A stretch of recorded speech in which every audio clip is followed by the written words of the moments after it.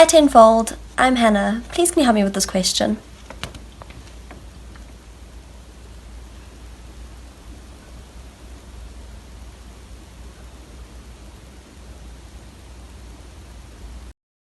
Alrighty, thank you, Hannah. I'm actually so glad you sent in this question because I realized that we haven't dealt a whole lot with stem and leaf diagrams. So this is a nice practice question. Let's take a look. It says, 19 employees in a company take an aptitude test. Their marks out of 40 are shown below. Okay, so we have 19 marks out of 40 here. First thing that we need to do is draw a stem and leaf diagram. So remember what you need to do is you need to have a tens column and a units column. So I can see from here that we're going to range from 0 tens to 4 tens because we're the 40 marks. So we're 1, 2, 3, and 4. Okay. So now what you have to do is write them out in ascending order. So the only unit we have is 7. Okay. So now if we look for just the tens, we have 18 and 18 and no other tens. So we just write 8 and 8 because that's an 18 and that's an 18. Now if we look for the 20s, we have 24, 26, another 24, and a 28. Okay, so in ascending order it would be 24,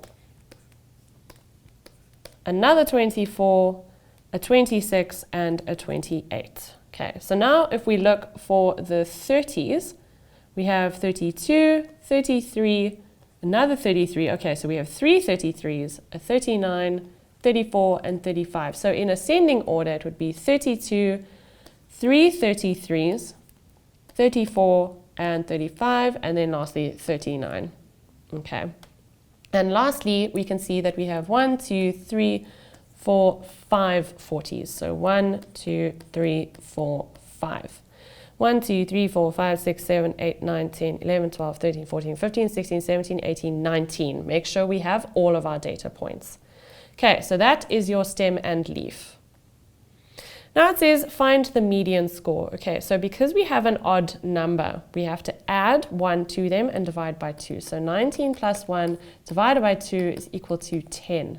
And that is the position of the median. Okay, so if we count our numbers, we have 1, 2, 3, 4, 5, 6, 7, 8, 9, 10. So the median sits over here, and that's why it's so important to go in ascending order, because to find your 5-number summary, you have to have ordered data. Remember that, guys. Okay. So now, if we carry on, we find that the median score is 33. Okay. Lastly, we're asked, or second to last, we're asked to find the interquartile range. Okay. So the interquartile range is given to us by Q3 minus Q1. Okay, so remember that Q1 sits somewhere. Okay, guys, apparently we're having some technical difficulties. Same as we did last week, our Wacom, which is basically this big tablet that I'm working on, has now frozen. So I'm not going to actually be able to work through this question with you guys. But maybe you can pull me up on screen and I can talk to them. Cool.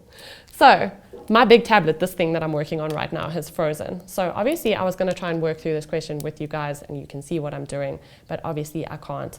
I have 3 minutes left of the show. So basically with a stem and leaf diagram, what you have to do is make sure, remember, tens and units column, sometimes you'll have hundreds and that makes it a little bit more complicated, but always units column, make sure you go in ascending order, because the moment you need to find your 5-number summary, the minimum, Q1, median, Q3, and maximum, it has to be ordered, because remember, minimum to maximum, smallest to biggest. Okay, so make sure you order them in ascending order.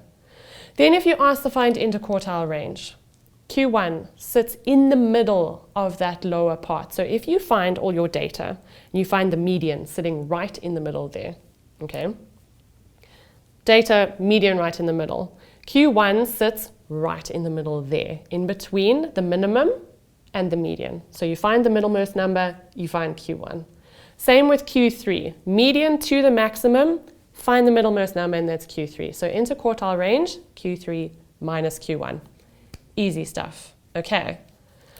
Otherwise, I'm double checking if this thing's working, because then I can carry on with the question. No, not working. Okay. Okay, cool. It's working. So we're going to go back to the question. Okay, so like I was saying, interquartile range, guys.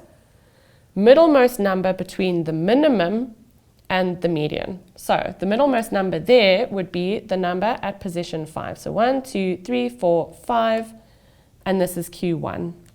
Same for Q3. 1, 2, 3, 4, 5, and that is Q3. So the interquartile range is 40. Remember, this whole number here is 40 minus the whole number there, which is 24.